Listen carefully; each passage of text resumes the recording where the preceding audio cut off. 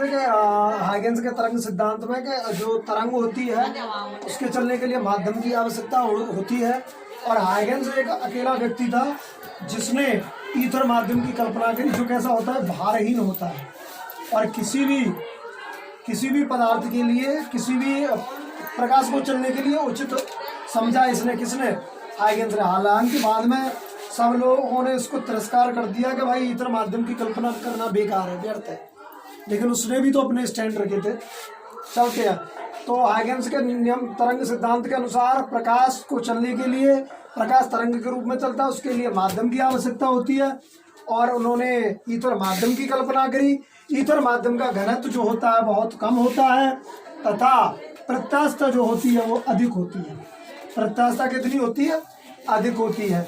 और ये जो प्रकाश तरंगों के रूप में चला था, परावर्तन के पश्चात जब रेटिना पर पड़ता है तो तरंग जो होती है अलग अलग रंगों की, लंबाइयों की, अलग अलग रंग अलग अलग तरीके से नजर आते हैं। ठीक है, जो तरंगों की जो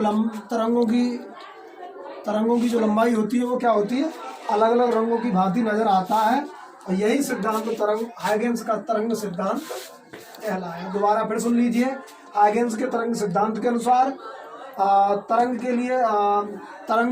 प्रकाश तरंग के लिए माध्यम की आवश्यकता होती है। या फिर दोबारा से समझे तो ऐसे कि हाइगेंस के तरंग सिद्धांत के अनुसार प्रकाश जो होता है तरंग के रूप में चलता है, उसके लिए माध्यम की आवश्यकता होती है।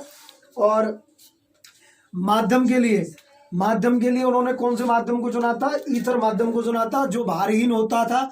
ऐसा हालांकि अनेक वैज्ञानिकों ने उस ईथर माध्यम को निराधार बता दिया।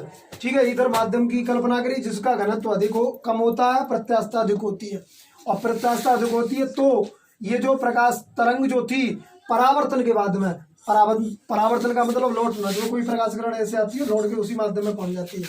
तो परावर्तन के बाद में जब ये जो प्रकाश हमारी रेटिना पर पड़ता है तो हमारी जो रेटिना है, ठीक है, हमारा जो नेत्र है वो अलग अलग तरीके से अलग अलग रंगों को देख पाता है।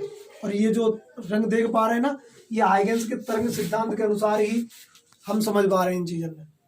तो कोई कलर ज्यादा जल्दी ही तरंग दैर्घ्य अधिक होने की वजह से वो क्या हो जाता है, जल्दी बिखर जाता है। और कोई कलर कम बिखर पाता है, जैसे लाल कलर जो है कितना भी दूर हो दिख जाता है। ठीक है, ट्रेन रोकने के लिए खतरे का संकेत, इसीलिए उसको बताया गया। ठीक है, तो बस यही है। ओके।